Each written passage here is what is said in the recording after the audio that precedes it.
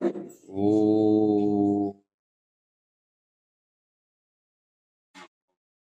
देव्या ओ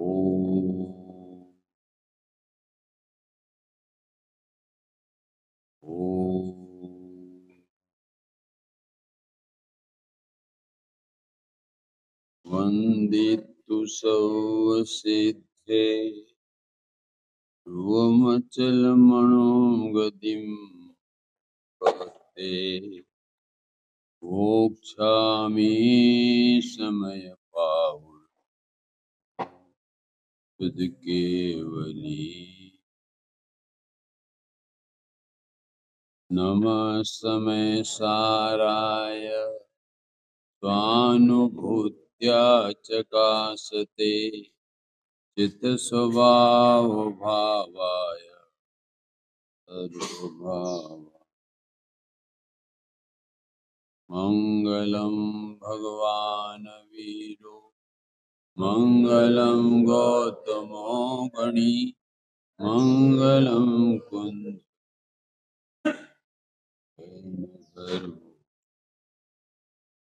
सर्वमङ्गल्यमाङ्गल्यं सर्वकल्याणकारकं प्रधानां सर्वधर्माणां शयनं जयतु।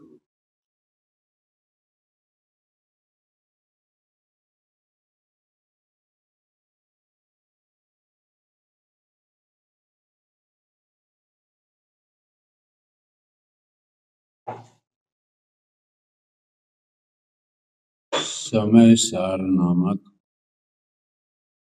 परम अध्यात्म परमागम है, जिस परमागम में आचार्य कुनकुन देव ने 10 अधिकारों के माध्यम से आत्म स्वरूप का दिग्दर्शन कराया है। और उन 10 अधिकारों में प्रथम अधिकार है जीव और अजीव अधिकार। इस अधिकार में आचार्य ने हम और आप सब अनादि से ये भूल करते आए हैं कि अपने आत्मा को भूलकर ये शरीर मैं हूँ और ये शरीर मेरा है, मैं राग रूप हूँ और राग मेरा कार्य। ऐसी अनादि से मिथ्या मान्यता को लेकर और उसके फल में 4 गति और 84 लाख योनियों में परिभ्रमण कर रहा है। क्यों कि जीव की अज्ञानता में 4 बुद्धियां चल रही हैं। एक तो पर पदार्थों में अहम बुद्धि, दूसरी मम बुद्धि, तीसरी कर्ता बुद्धि और चौथी भोक्ता बुद्धि और पांचवी है भ्रम बुद्धि। ये 4 बुद्धियों के कारण ही इस जीव का संसार खड़ा है। ये जब तक 4 प्रकार की ये भ्रम बुद्धियां मिटेंगी नहीं, तब तक इसके जीवन में धर्म की शुरुआत होने वाली नहीं। क्यों कि यह अपने आत्मा को छोड़कर शरीर आदि और शरीर आदि पर पदार्थों में यह अहम बुद्धि करता है कि यह मैं हूँ, ये शरीर ही मैं हूँ। और शरीर से संबंधित जो स्त्री कुटुंब है यह मेरे हैं। ऐसा यह अज्ञानता में पर पदार्थों में अहम बुद्धि और मम बुद्धि करता आ रहा है। और यहाँ तक कि यह पर पदार्थों में तो अहम बुद्धि करता आ रहा है, किंतु इस आत्मा की पर्याय में जो पर के लक्ष्य से शुभ और अशुभ भाव होते हैं, उन शुभ भावों में भी यह अहम पना और मम पना करता आ रहा है। यह शुभ राग मैं हूं और यह मेरे हैं। ये क्रोध मान माया कषाय मैं हूं और ये मेरे हैं। ऐसा उसमें अहम बुद्धि माने मैं पना। कैसे मैं पना? जैसे ये ठेकेदार साहब है और उन्होंने अपना मकान बनाया, तो मकान बनाने में क्या हम पना करते हैं कि ये मकान ही मैं हूं और ये मकान ही मेरा है। ये अहम बुद्धि यह जीव उसमें करता है।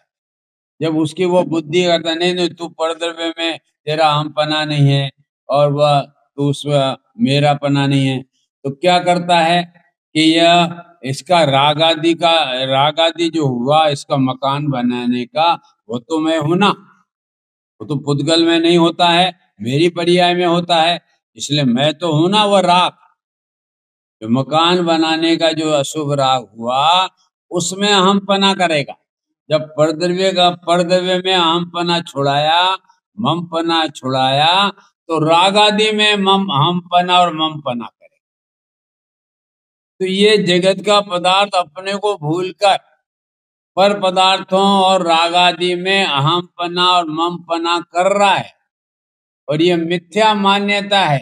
और इस मिथ्या मान्यता के कारण ये इसका संसार चल रहा है। कोई पर पदार्थ या कर्म हमें संसार में परिभ्रमण करा रहे हो, परिवार हमें संसार में परिभ्रमण करा रहा हो, कुगुरु कुदे हमें परिभ्रमण करा हो, ये सब व्यवहार के कथन है, उपचार के कथन है। वास्तव में मैं संसार में 4 गति और 84 लाख योनियों में घूम रहा हूं, तो उसका मूल कारण क्या कि मैं पर पदार्थों में और पर पदार्थों के लक्ष्य से शुभाशुभ भावों में मैं पना और मेरा पना करता आ रहा। यह मेरी मिथ्या बुद्धि है। इसको जब यह मैं पना और मेरा पना पर पदार्थ और रागादि से मैं हटाता हूं, तो ये क्या करता है तो पंडित जी ठीक है, ये शरीर मैं नहीं, शरीर मेरा नहीं, ये राग मैं नहीं, किंतु राग मेरा, किंतु राग का मैं करता तो हूं ना, क्योंकि राग मेरी पर्याय में होता है। शुभ और अशुभ राग कौन से पर्याय में? इसमें तो होता नहीं है, जड़ में तो होता नहीं है, उद्गल में तो होता नहीं है, तो मेरी पर्याय में होता है। तो मेरी पर्याय में जो शुभ अशुभ भाव होते हैं, तो यह तो मैं हूं ना, इसका तो मैं नहीं हूं, मेरे नहीं है, किंतु मैं इसका करता तो हूं ना, इसका भोगता तो हूं ना। बोलो, जैसे ये मंदिर है, अब ये मंदिर हम अपने ठेकेदार साहब को कहें कि ठीक है ये मंदिर मैं नहीं और ये मेरा नहीं, किंतु इसका करता तो हूं ना, मैं इसकी व्यवस्था करता हूं, पूरी व्यवस्था करता हूं, समझे? मैं पन्ना छुड़ाया, मेरा पन्ना छुड़ाया, तो फिर कर्ता का पन्ने में अपने को स्थापित कर लिया, कर्ता पन्ने में स्थापित कर लिया। मैं इसकी व्यवस्था कर रहा हूं, देखो कितनी अच्छी व्यवस्था है, ये है, ये कर्ता बना स्थापित कर। और मैं इस मंदिर में पूजन करता हूँ, भक्ति करता हूँ, शाश्वत करता हूँ, इसका भोगता भी।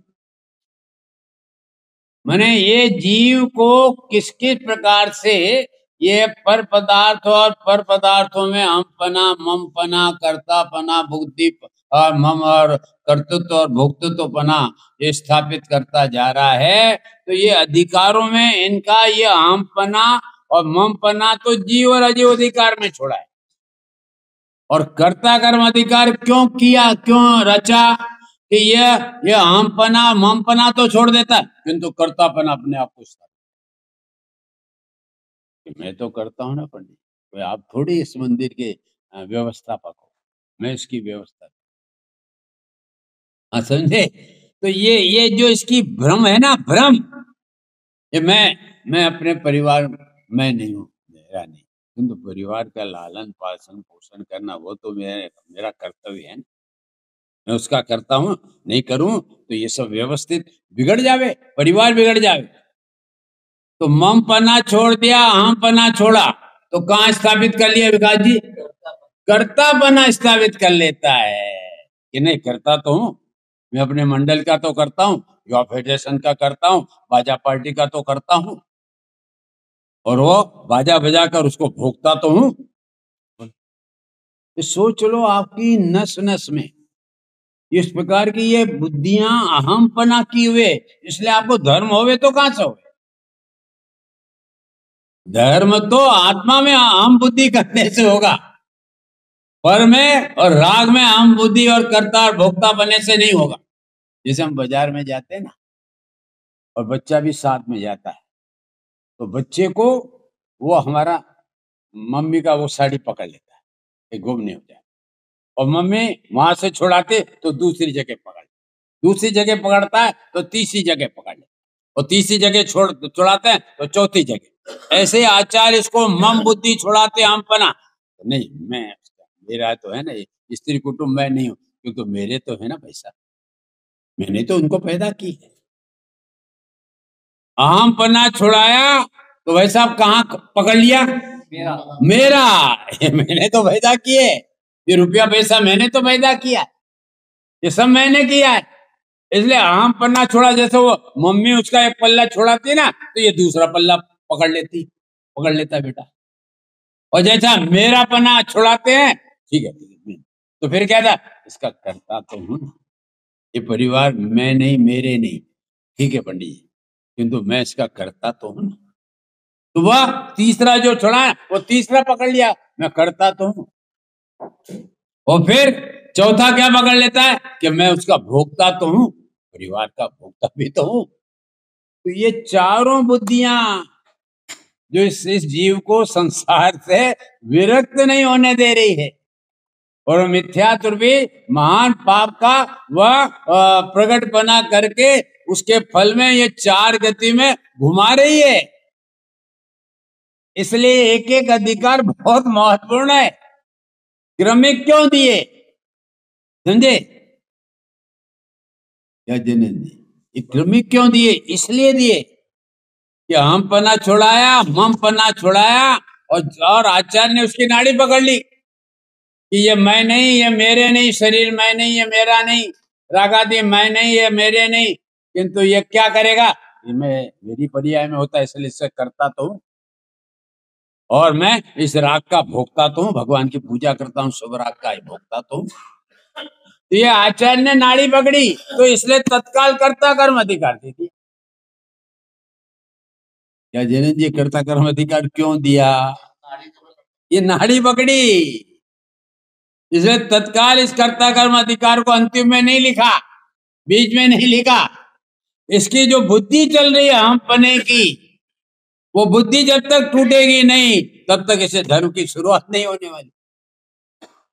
इसलिए क्रमिक अधिकार इन्होंने कर्ता कर्म अधिकार में दिया है, और हम और आपको जो मिथ्यात्व आश्रय चल रहा है उसका 73वीं गाथा में उन्होंने समाधान दिया कि भैया तू तो पर पदार्थ का कर्ता भी नहीं है, पर पदार्थ तेरे कार्य भी नहीं है, ऐसा वह बताकर, और यहाँ तक कि राग भी तेरा कर्म नहीं और तू राग का भी कर्ता नहीं है। हाँ, राग का कर्ता अज्ञानता में बनता है, और ज्ञानी होने पर तो राग का भी कर्ता नहीं बनता, उसका ज्ञाता बनता है। इसलिए राग का कर्ता ज्ञानता में इसलिए बताते हैं आचार्य कि वह राग तेरा ही दोष है, और यदि वो ये मान ले कि राग का मैं करता नहीं, कर्म का दोष है, तो स्वच्छंद हो जाए। वो दोष भी बताते हैं, दोष तेरा है, तो स्वभाव को भूला है, पर को अपना माना है, इसलिए तुझे राग हुआ है, किंतु राग का कर्ता अज्ञानता में तू है। यदि नहीं मानेगा तो उसको दोष करने का, उसको दूर करने का प्रयत्न भी नहीं करेगा। ये सब बहुत ही लॉजिक से बातें हैं जिनवाणी की, कि कहीं यह जीव स्वच्छंद ना हो जाए। एक बात को लेकर, आचार्य की एक बात को लेकर पकड़कर स्वच्छंद नहीं हो जावे, और स्वच्छंद हो गया तो उसका भाव बिगड़ गया। इसलिए हर बात आचार्य बहुत सावधानी पूर्वक हर एक एक अधिकार में क्रमिक रूप से बताते हैं कि ये अधिकार क्यों। अब इसके बाद में पुण्य पाप अधिकार है। यद्यपि कर्ता कर्म अधिकार के बाद में तो आश्रय अधिकार लिखना चाहिए। क्या भाई साहब, क्रमिक यही है ना, जीव अजीव, और फिर आश्रय, फिर बंध, फिर संवर, निद्रा, मोक्ष, ऐसे लिखना चाहिए। किंतु ये समय सार में ऐसा क्रम नहीं है। समय सार में ऐसा क्रम ही लिया कि आश्रयों की बात बाद में लिखी, क्योंकि इसको पुण्य पाप के उसमें भ्रांति है। क्या भ्रांति है? कि पाप तो अधर्म है और पुण्य भाव धर्म है। ऐसी मान्यता छुड़ाने के लिए उन्होंने आश्रयों के पहले पुण्य पाप अधिकार दिया। जिनेंद्र जी पकड़ में आया? क्यों दिया? आश्रयों को वो आश्रयों में वो पुण्य पाप समावेश हो जाते हैं, किंतु तो अलग से चैप्टर क्यों दिया? ये इसकी भ्रांति है। नहीं नहीं, पाप तो छोड़ने योग्य है, पुण्य उपादेय तत्व है। यही तो कह रहे। तो इसलिए उन्होंने ये पुण्य पाप अधिकार की वो जो हमारी भ्रांति पड़ी ना, उसको छुड़ाने के लिए उन्होंने कर्ता कर्म अधिकार के बाद तत्काल पुण्य पाप अधिकार। क्यों? कि ये जब तक इसकी भ्रांति नहीं टूटेगी कि पुण्य उपाधि है, पुण्य करते करते धर्म होगा, ये जब तक इसकी ये मान्यता नहीं छूटेगी तो इसे धर्म ही नहीं होने वाला। इसलिए सब क्रमिक है। इसमें क्रमिक क्या दिया है? जबकि आश्रयों के बाद में बंद आता है, इसमें बंद अधिकार पहले नहीं लिया, पहले संवर अधिकार लिया। क्यों? कि आश्रय निरोध संवर, आश्रयों का अभाव होने पर संवर होता है धर्म की शुरुआत, और फिर उसमें वृद्धि, फिर निर्जरा, फिर बंद अधिकार लिया। क्यों लिया? कि ये बंद का अभाव होकर मोक्ष होता है, इसलिए बंद अधिकार लिया मोक्ष के पहले। ये सब बहुत मार्मिक है। ये आप स्वाध्याय करोगे तब पंडित जी के माध्यम से तब ख्याल में आएगा, तब गहराई। आप जो समझ रहे हो कि हम ये दयादान पूजा भक्ति कर करके धर्मात्मा बन जाएंगे, ये भ्रम है आप लोगों को। ये भ्रम आपको मिटाना पड़ेगा और सच्चा ये मानना पड़ेगा कि ये धर्म आत्मा का परिणाम है, शुद्ध परिणाम है, और उसका आधार एकमात्र आत्मा ही हो सकता है, अन्य कोई नहीं हो सकते। देव साथ गुरु को व्यवहार से कहा जाएगा, उपचार से कहा जाएगा कि वे हमारे सम्यक दर्शन के वो व्यवहार से कारण है। परमार्थ कारण कौन? वो अपना शुद्धात्मा है, जिसके आधार से हमें यह श्रद्धा का सत्य हमारा भगवान आत्मा बनेगा तो सम्यक दर्शन होगा। हमारा ज्ञान का स्वदेह भगवान आत्मा बनेगा तो सम्यक ज्ञान होगा। हमारा ध्यान का स्वदेह हमारा भगवान आत्मा बनेगा तब हमें सम्यक चालित होगा। अन्य के आश्रय से, देवादि के आश्रय से कहना वह उपचार है, व्यवहार है, वह भी है, नहीं है ऐसा नहीं है, किंतु वो हमारे परमार्थ कारण नहीं, वो तो हमारे खाले को संकेत देते हैं कि बेटा एक धर्म का स्वरूप ही है, ये संकेत करता है, किंतु हमारी दशा नहीं ला सकते, हमारी परिणति हमारे भगवान नहीं ला सकते। वो संकेत कर सकते हैं। ये जिनवाणी में जितना भी वाणी है और लेखनी है, इनका क्या कार्य है? ये दशा नहीं ला सकती, दिशा बता सकती,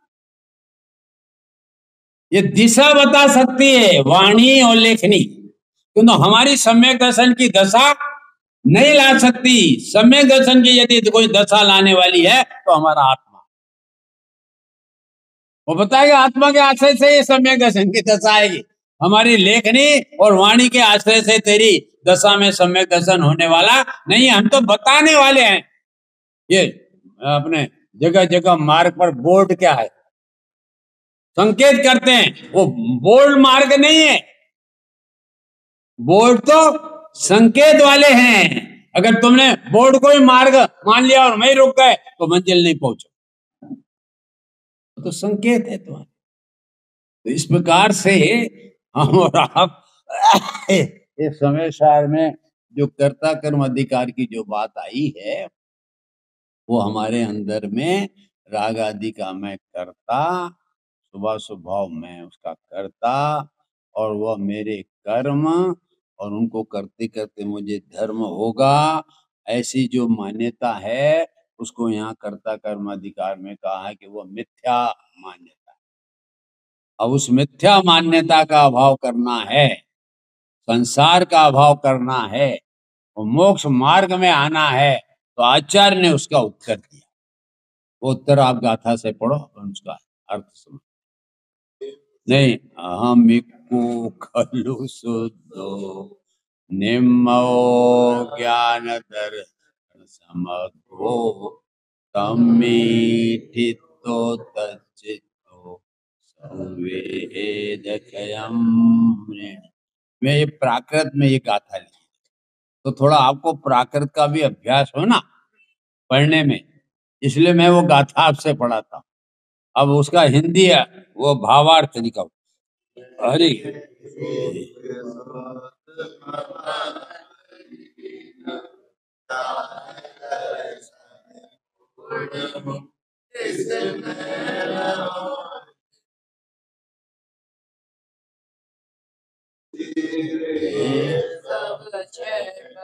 अब देखो गाथा से मिलाओ एक एक शब्द।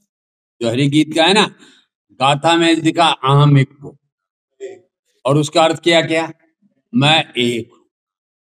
गाथा में लिखा खलु शुद्धो, निश्चय से शुद्ध हो, तो दूसरा अर्थ क्या शब्द लिखा, शुद्ध। तीसरा गाथा में लिखा निम्मणो, माने मैं निर्ममत्व हूं, माने ममत्वहीन हूं। चौथा लिखा ज्ञान दर्शन समग्रो, मैं ज्ञान दर्शन से पूर्ण। समझे, एक गाथा का एक एक अर्थ सरलता से कि ये क्या है।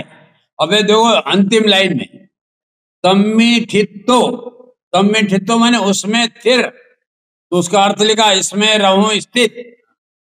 और तच्चित्तो सवेद खयम रेणीमी, और लीन इसमें रहूंगा तो क्या होगा, सवे खयम रेणी में, माने शीघ्र ही ये सब कर्म क्षय को प्राप्त।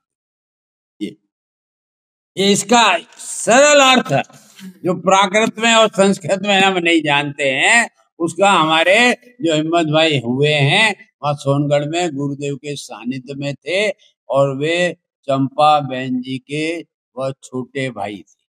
हिम्मत भाई, दो भाई थे उनके, एक हमारे वजू भाई इंजीनियर थे, और ये हमारे हिम्मत भाई ये थे। ये दोनों कराची में रहते थे और वहां पर ये अध्यापक थे हमारे हिम्मत भाई। और जब वे कराची से वहां से हिंदुस्तान में आए तो बाकानेर में ये बसने लगे, गुजरात में, सौराष्ट्र में, हमारे जामनगर राजकोट के पास बाकानेर। और वहां पर ये और थे स्थानकवासी, ये सब स्थानकवासी थे, वहां जन्मे। तब उन्होंने सुना कि सोनगढ़ में एक स्वामी जी, कांजी स्वामी हैं, जिन्होंने स्थानकवासी छोड़ा है और दिगंबर धर्म अपनाया है। तब फिर उनका भाव हुआ कि हम अपन स्वामी जी का लाभ लेने चले। तो ये हिम्मत भाई, वजरू भाई और चंपा बहन जी ये सोनगढ़ आए, और सोनगढ़ आकर जो गुरुदेव श्री का एक प्रवचन सुना तो उनको यह बात यथार्थ लगी। यद्यपि हमारे हिम्मत भाई संस्कृत के ज्ञाता थे, उनको संस्कृत का ज्ञान था, और उन्होंने ये जब स्वामी जी की बातें उस जिनवाणी के समय सार के माध्यम से सुनी तो उनको वह बात जच गई कि बात तो यही है, न्याय से है, धर्म का यही स्वरूप है, तत्व की यही बात है, ऐसा विश्वास हो गया। और विश्वास होने के बाद में तब उन्होंने सोचा कि हमें स्वामी जी का सानिध्य करना चाहिए। तब फिर वे सोनगढ़ में, बाकानेर से सोनगढ़ में आए, और यह चंपा बहन जी भी आई, किंतु यह मौन रहती थी, बोलती ज्यादा नहीं थी, बस चुपचाप अपना काम करती। तब वो स्वामी जी ने इनकी परिचय प्राप्त किया कि चंपा बहन है और ये बहुत शांत है, धर्म प्रेमी है, और इसलिए आपका लाभ लेने यहाँ पर। जो वो बात वहां पर रहे, कुछ दिन रहे, और कुछ दिन रहने पर शांता बहन को जाति स्मरण हुआ। उस जाति स्मरण में यह ख्याल आया कि हम सब 4 लोग पूर्व भव में विदेह क्षेत्र में सिमंदर परमात्मा के पास थे। जाति स्मरण की बात है। जाति स्मरण में भी विषय हो सकता है, बहुत से जाति स्मरण के बहुत से विषय, लौकिक विषय तो बहुत है अपने पास। क्या क्या जनेंद्र, 600 केस जाति स्मरण के पूर्व भव के हिंदुस्तान में तो है, किंतु इन्हीं के घर में, ये हमारे वजू भाई के घर में उनके लड़के की लड़की पैदा हुई और 2.5 साल बाद बोलने लगी मैं जूनागढ़ की हूँ। जूनागढ़ में मेरे पिताजी थे, दूध का व्यापार करते थे। वह 2.5 साल बाद ये बोलने लगी तो परिवार वाले सोचने लगे ये क्या बोल रही है, मैं जूनागढ़ की हूँ और यहाँ पर दूध का मेरे पिताजी व्यापार करते थे, ये करते थे। वो बोलती रही, कुछ दिन बोलती रही, तो ये सब पंडित जी को, इनको सबको आश्चर्य हुआ क्या बात बोलती। तब उन्होंने, जब वो जूनागढ़ की बोलती थी तो तब ये वहां जूनागढ़ के नगर पालिका में गए। तो बोले आज से 2.5 वर्ष पहले इस नाम की कोई लड़की मरी है क्या, क्योंकि अपन सब नगर पालिका में अपना नोंद होता है कौन क्या मर जाता है, हाँ होता हाँ, समझे। तो वो वहां गए तो वह वहां पर वो राजुल अपना नाम बोलती थी, तो वो राजुल नाम की लड़की 2.5 वर्ष पहले वहां मर गई। और वो किसकी लड़की थी तब उन्होंने पता लगाया, और पता लगाया तो वो उस घर की वो लड़की थी। तब फिर उन्होंने सोचा, वो फिर कुछ दिन बाद उस राजुल को, लड़की को लेकर आए और वहां समाचार भेजा कि हम तुम्हारे यहाँ मिलने आ रहे हैं, ये आ रहे हैं।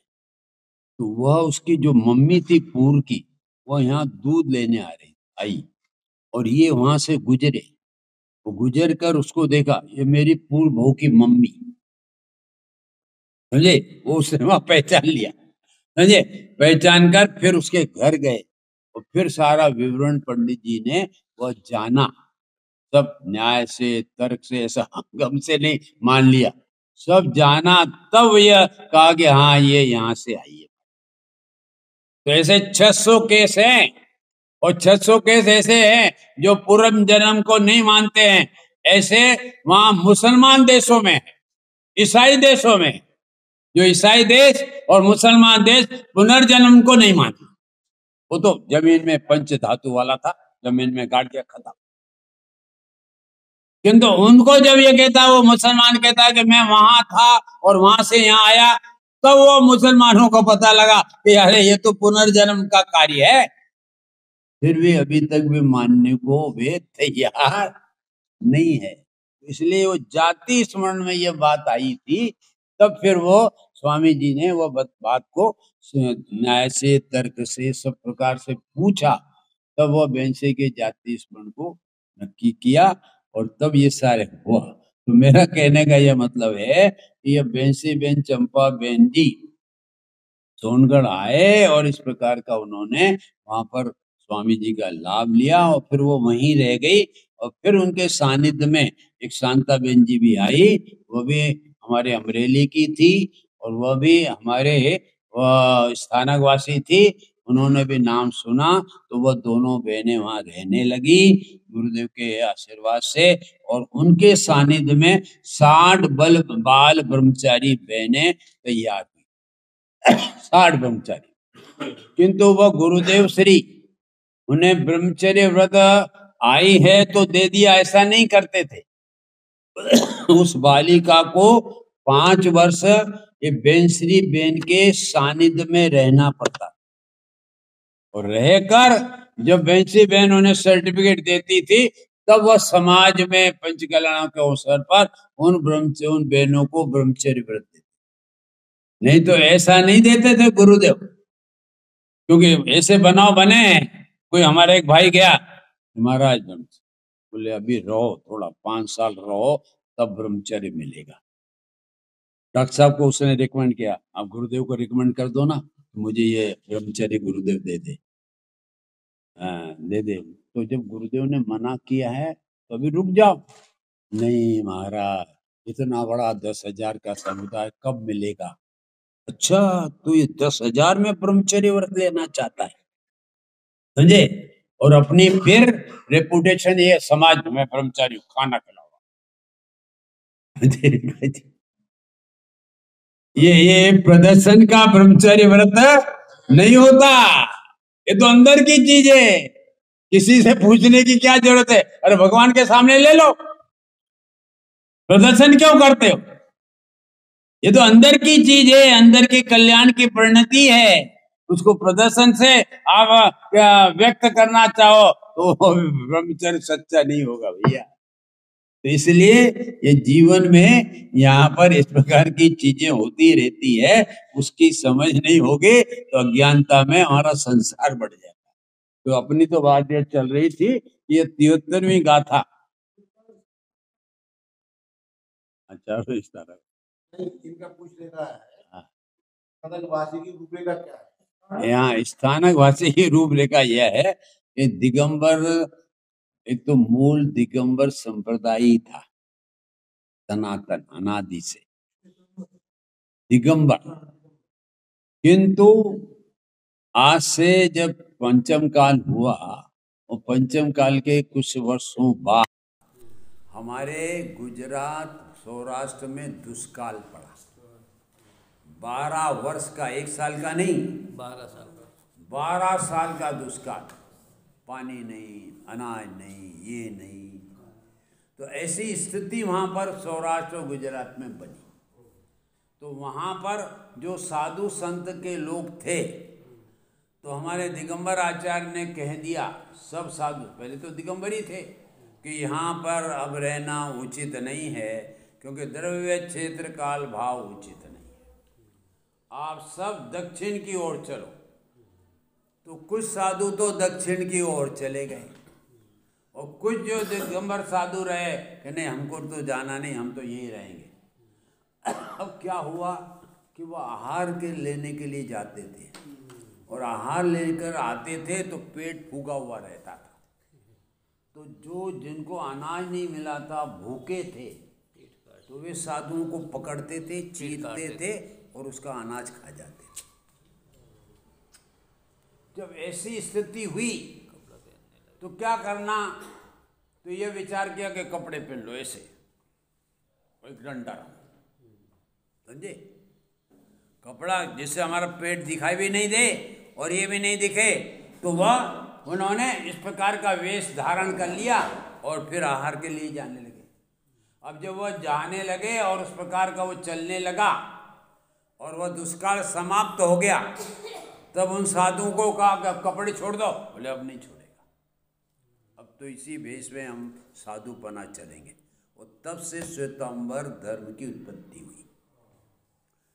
हमारे 2000 जो हुआ चौथे काल के बाद 600 वर्ष के बाद में ये हमारे श्वेतांबर धर्म की उत्पत्ति हुई। और तब ये श्वेतांबर धर्म की उत्पत्ति हुई तो उसमें से कुछ ऐसे पैदा हुए, कैसे कि ठीक है वो मूर्ति पूजक हुए, तो कुछ नहीं, मूर्ति वूर्ति कुछ नहीं, बस जिनवाणी मानना, मूर्ति नहीं मानना। क्यों नहीं मानना?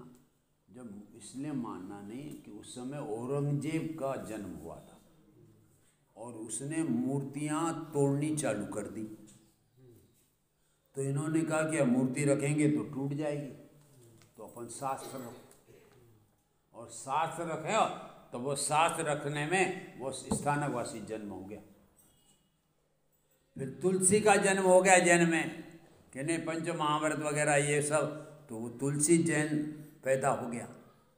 फिर हमारे यहाँ जो तारण स्वामी पैदा हुए हैं, वो उस समय हुए हैं जब मूर्ति भंजक का कार्य चल रहा था, तब वह शास्त्र का उन्होंने स्थापना की। किंतु वे मूर्ति को नहीं मानते थे, ऐसा नहीं था, किंतु मूर्ति मानते थे, पर परिस्थिति के कारण की उसकी स्थापना नहीं करते। उन्होंने वह शास्त्र की स्थापना कर दी, और शास्त्र की स्थापना कर दी तो तब से तारण समाज चल गया। हाँ, ये सब है उधर बुंदेलखंड। ये कबीर पंथ, ये सब कब चले? ये औरंगजेब ने जब मूर्ति का भंजन करा तो सबने मूर्तियां रखनी बंद कर दी, किंतु मूर्ति को नहीं मानते थे ऐसा नहीं था, परिस्थिति बस वे फिर शास्त्र को ही मानने लगे। और जब शास्त्र की वो मानने लगे तो कुछ लोग कहा ठीक है अब मूर्ति रखने की क्या जरूरत है। तो ऐसे ऐसे संप्रदाय चल गए। ये हमारे जैन कुल में था एक दिगंबर जैन कुल सच्चा, उसमें से ये सब फिरके निकले, और वो फिरके निकलने से इस प्रकार की विकृति उन संप्रदायों में चल गई। इसलिए उन्होंने श्वेतांबरों ने दिगंबर धर्म से कुछ अलग बताना है तो क्या करना, वहाँ हमारे सोनगढ़ के पास में एक वल्लभी नगर है, वहाँ पर एक महाराज ने ये श्वेतांबर धर्म के शास्त्र लिखना चालू की। तो उन्होंने अब दिगंबर से कुछ अलग तो बताना चाहिए, तो उन्होंने अलग बताया। तो दिगंबर के प्रतिमाएं नग्न होती है तो अपन उसको वस्त्र पहना दो।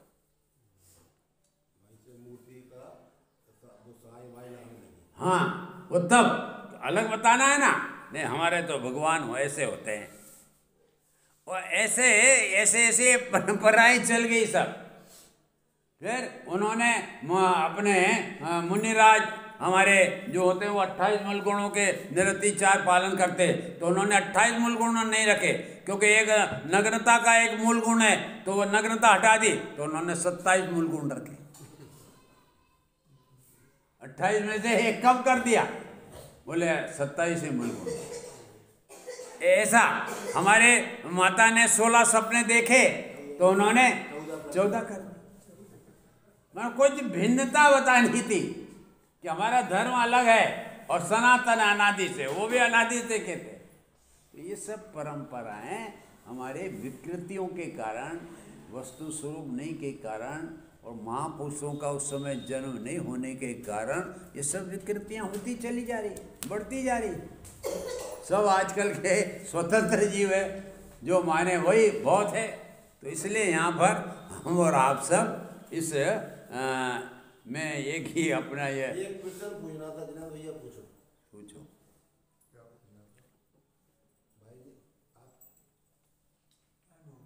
टाइम हो गया, फिर कल करेंगे। नहीं कल कर लेंगे। तो इतना ये पूछ रहे थे भाई, ये पूछ रहे। हाँ, मैं तो ये पूछ रहा था भाई जी, इतिहास में तो कहीं मिलता नहीं है श्वेतांबर धर्म, जैसे खुदाई वगैरह में प्रतिमा वगैरह। हाँ, जैसे हमारे ग्वालियर के किले पे सब दिगंबर प्रतिमा, बराबर।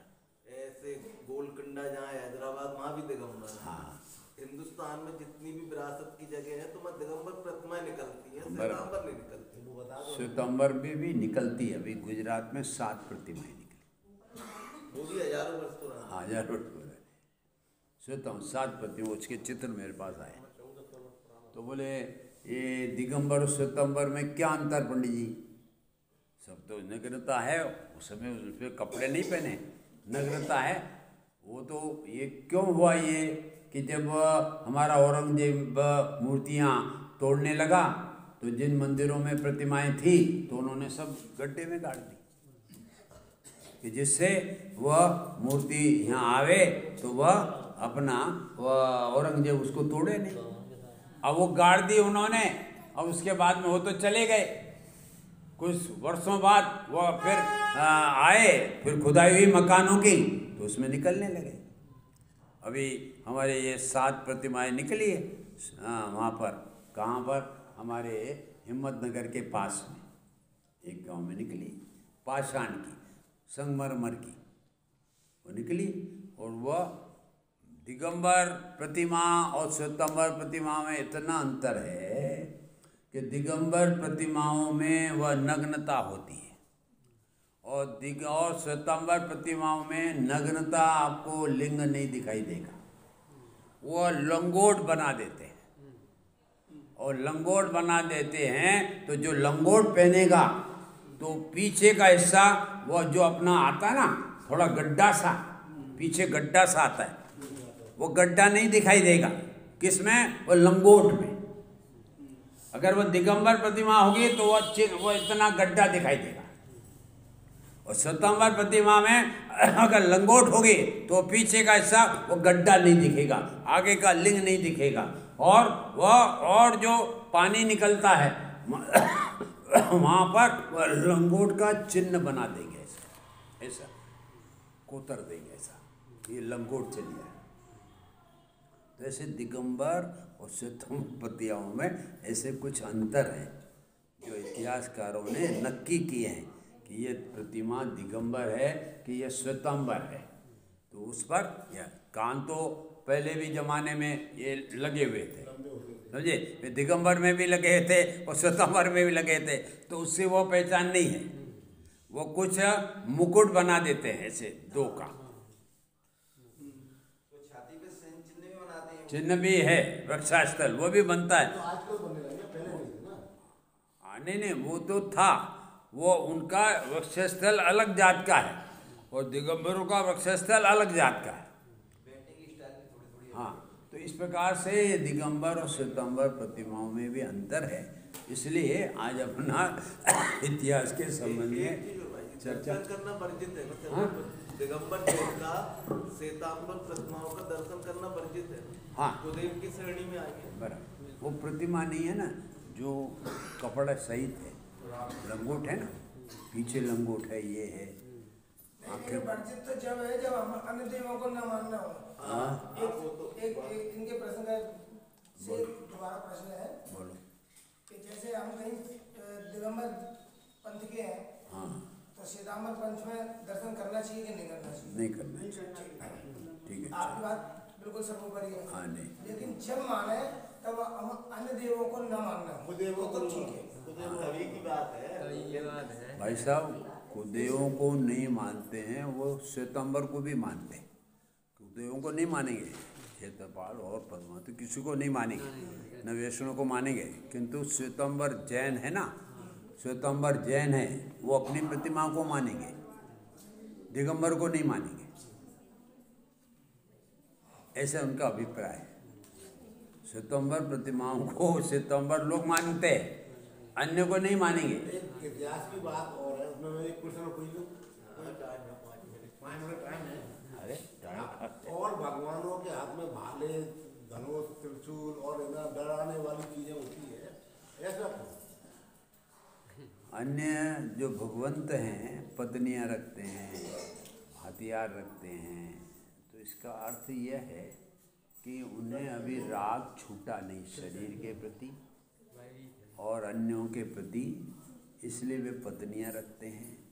और त्रिशूल वगैरह ये जो रखते हैं उन्हें अभी शरीर का भय नहीं छूटा, इसलिए वे दूसरों को मारने के लिए या यदि कोई दूसरा हमें मारे तो उसकी सुरक्षा के लिए उन्होंने इस प्रकार के हथियार रख रखे, मतलब चारों संख्या विद्यमान है। हाँ, इसलिए वे किसी भी प्रकार से हमारे पूजने योग्य नहीं है, क्यों भगवान ही नहीं है।